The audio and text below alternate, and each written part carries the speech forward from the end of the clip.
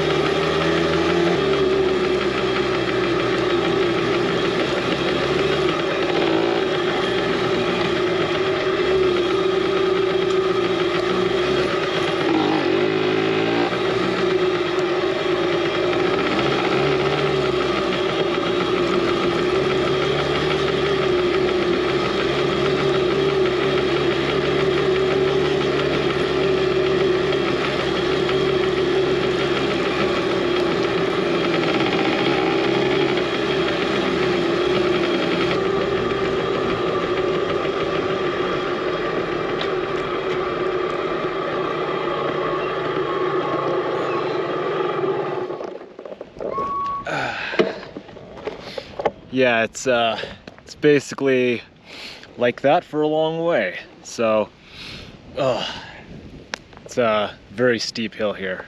To give you an idea of how steep this is, I don't know if you can really tell, but yeah, it gets very steep here. I think one of the signs that I passed said it was like a 19% incline or something like that.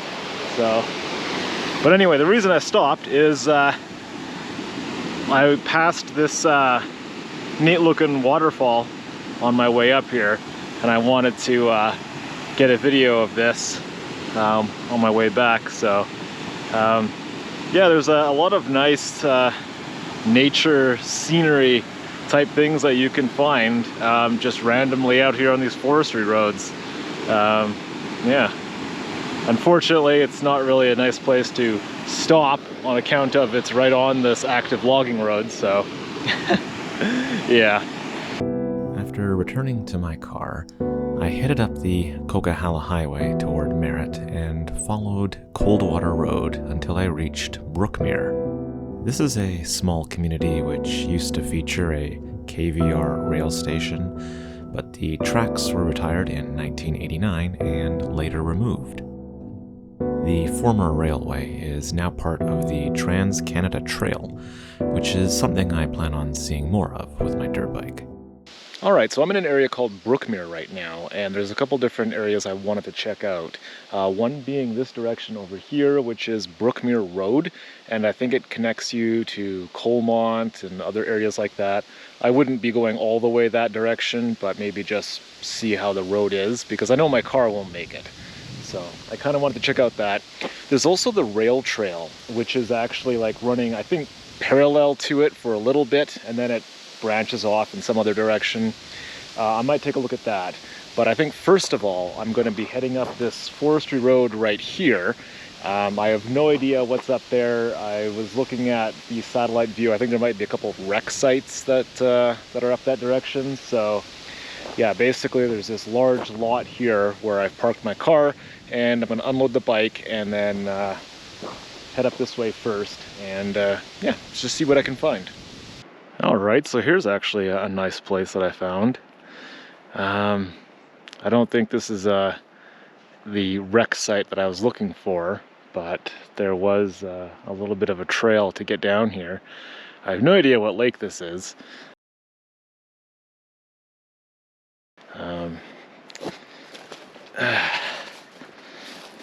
Yeah, there's no spot to decamp or anything really. It kind of just came down through the woods a little bit, and yeah, it's a nice spot. Lots of bugs though, so I'm gonna hop back on the bike and see what else I can find. Well, the scenery here is pretty nice. I don't even know where I'm going at this point. I'm just following the random roads. I did actually find, I think I found the wreck site that I was looking for that lake that I had stopped at. I think I basically done a loop around the lake at this point, and I just passed a bunch of like campsites with a lot of people parked in them, so I think that must be the wreck site that I was looking for. But yeah, as far as I can tell, it looks like it's actually pretty full, so I don't want to try and get down in there and disturb any people. So but yeah, it turned out to be a pretty nice day, although one thing I did not account for is that it would actually be really cold up here. I'm wearing shorts and a t-shirt, so and it's windy, and yeah, it's kind of cold, so that sucks. I think what I might do though is head back down to where my car is parked and try that rail trail or one of the other roads, something that just gets me a little lower elevation where it might actually be a little bit warmer. So yeah.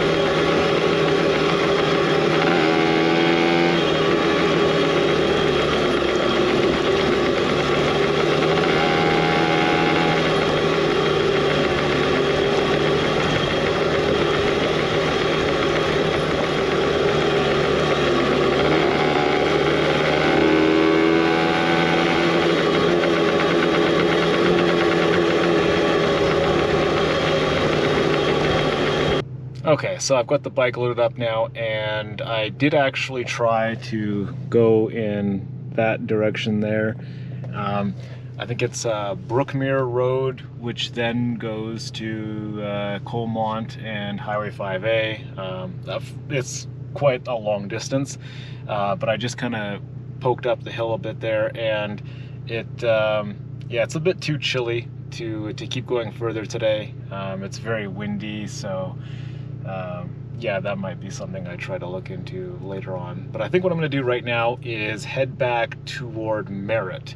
And I think there's one spot I'm going to try doing another ride, or what I might actually do is just head up onto the Okanagan Connector on my way back home and take a rip on one of those logging roads. So I've got some coffee and dinner that I think I will have on my way home. So yeah, I guess we'll see what kind of spot I can find. All right, so I've basically just pulled off the side of the highway, and I'm going to have hot cereal and instant coffee because it's windy I'm chilly and I need to warm up, so yeah.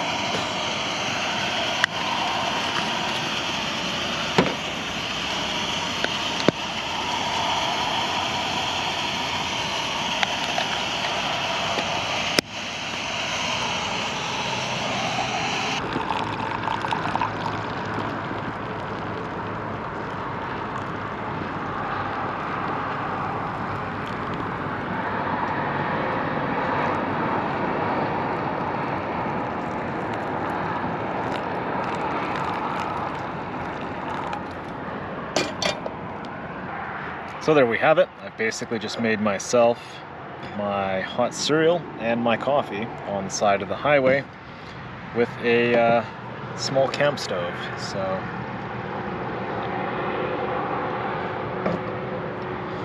coffee's not too bad. I probably should have added a little more of the actual coffee grounds, but let's see. The hot cereal tastes pretty decent. It already is fairly sweet, but if you want to make it even more sweet, I suppose you could add like honey to it. That might improve the taste, but yeah, I like this stuff, and it's a high fiber, sugar-free cereal, so yeah, healthy stuff.